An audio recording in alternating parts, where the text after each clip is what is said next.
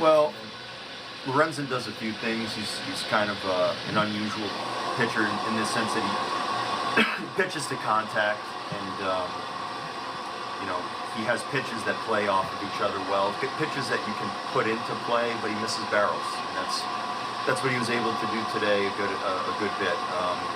I don't remember if he didn't walk anyone, but it was close to not walking anyone. He threw a lot of strikes and made us swing the bat.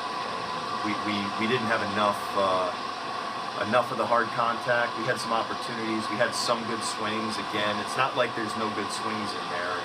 Even later in the game, there was some more good swings, barreled up balls.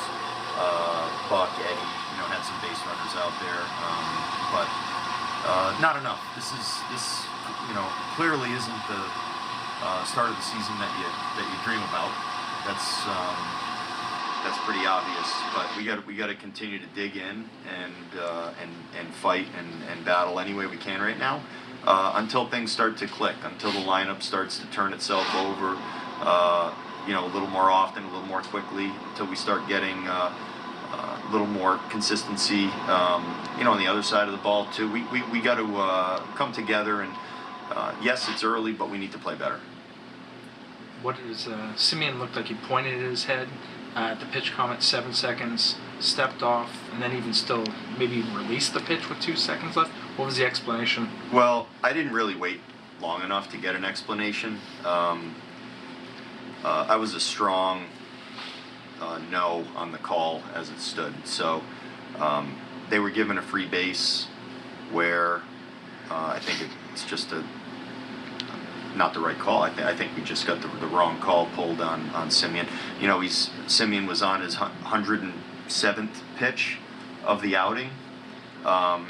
He's clearly not out there trying to manipulate the pitch clock or anything. He has 7 seconds left. He can't get the sign or can't hear the sign. Baskey, I think, was pushing the button, didn't get it. He stepped off, pointed to his ear. Didn't get any response from Nick. Nick's the umpire behind the plate. So he got back on the mound and tried to make a pitch. What else is he going to do? He was forced to do that.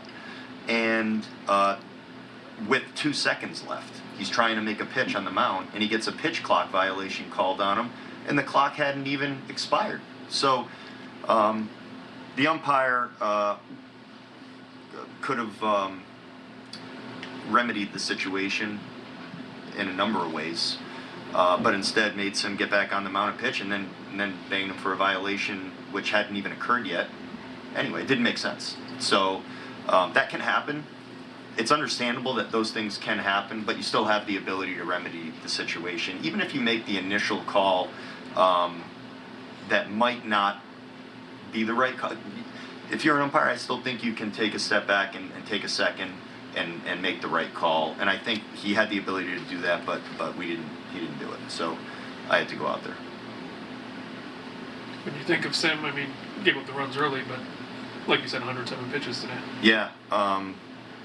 Sim battled out there today. He early on, I don't think he felt sharp.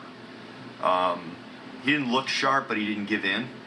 And then he just kept going. He just kept pitching. And I knew, Pete knew. I don't know how much Sim knew, but we were going to lean on him today because our bullpen needed it. There were a lot of types of games we could have played today where he was going to throw 100 pitches in the game. So it was he stepped up in that way for us and threw a whole bunch to make it happen. And we end up using 2 pitchers in the game. There's no real silver lining here, but our bullpen needed a day where either we were going to win the game, and if by chance we didn't, we couldn't use too many guys out there. And so Sim throwing 107 is kind of a product of that.